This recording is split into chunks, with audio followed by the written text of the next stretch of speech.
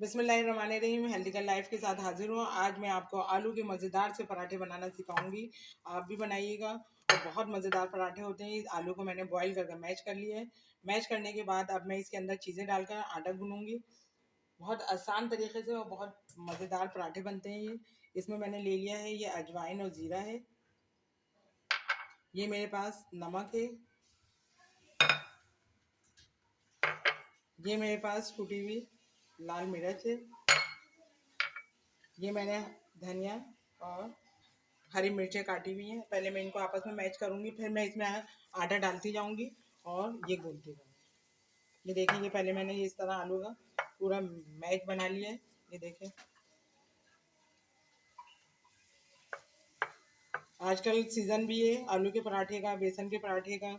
बरसात हो रही है तो आप आराम से ये आलू के पराठे बना सकते हैं और बहुत मज़ेदार बनते हैं। अब मैं इसमें आटा डालूंगी, जितनी मुझे ज़रूरत है इतना मैं आटा डालती जाऊंगी और इसे गूंथती जाऊंगी।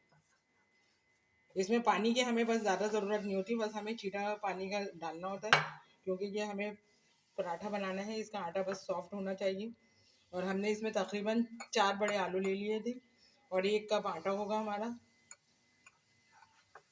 और ये आटा ये जिस तरह आप बनाएं तो आप रोटियां फ़ौरन बनाएं, क्योंकि फिर ये आपका आटा आपके हाथ से सेट नहीं होगा, मतलब बनाने में आपको दुश्वारी होगी।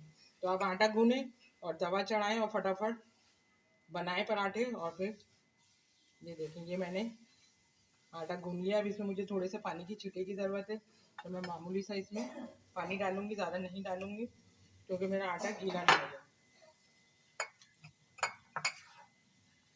ये देखें, आलू के मैंने ये आटा बिल्कुल अच्छी तरह गूंद लिया है। इसमें ये आपने देखा है कितने अच्छी तरह आटा ये गुना गया। अब हम इसके छोटे छोटे से पराठे बनाएंगे। ये देखिए, अब मैंने पराठा बनाना शुरू कर दिया है। अब ये जो है हमारा आटा मैंने गूंद लिया था अच्छी तरह। अब इसके बाद मैं पराठे बना रही हूँ। पराठे बहुत ज़्यादा आपने बड़ा बड़ा नहीं बनाना है, चपाती की तरह। जिस तरह पराठे छोटे होते हैं ना, तो वैसे ही आपने बनाना है। ये बहुत मज़ेदार पराठे बनते हैं।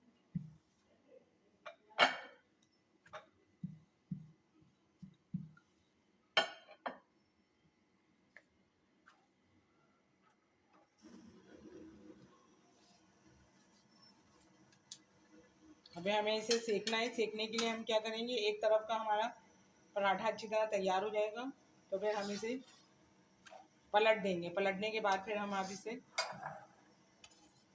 हम इसे फ्राई करेंगे। पहले हम फ्राई नहीं करेंगे, पहले हम अच्छी तरह इसे पकने देंगे।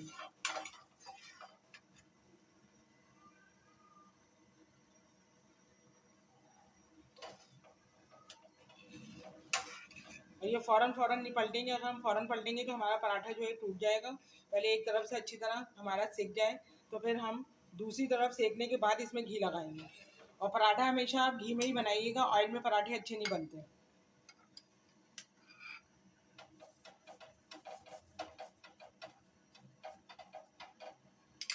अब देखें, पराठा मैंने इसमें घी लगा दिया है।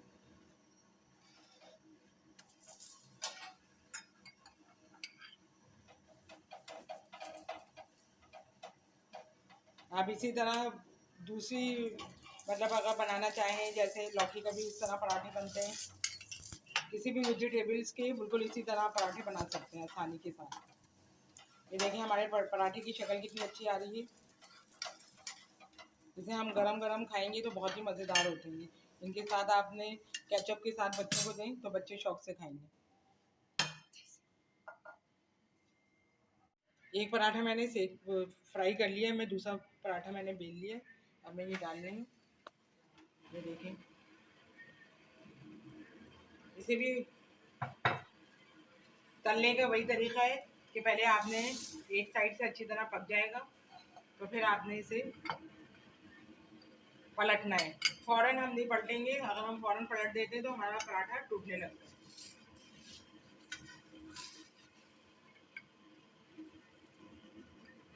ये देखिए, अब हमारा पराठा एक साइड से सिक रहा है। एक तरफ से पराठा मेरा सिक चुका है, पक चुका है थोड़ा, तो मैंने इसमें घी लगाया। अब मैंने इसे पलटा। और घी आपने कम ही लगाना है। बहुत ज़्यादा ऑयल जो होता है ना, वो खाने में भी बच्चों को मुश्किल होती है। आप इसे लंच में भी बच्चों को बना कर दे सकते हैं। बटर पेपर के साथ इसे आप फोल्ड कर लें इसमें केचप लगाकर ये देखिए अब हमारा पराठा पकना शुरू हो गया। ये पराठा हमारा तैयार हो गया है पककर।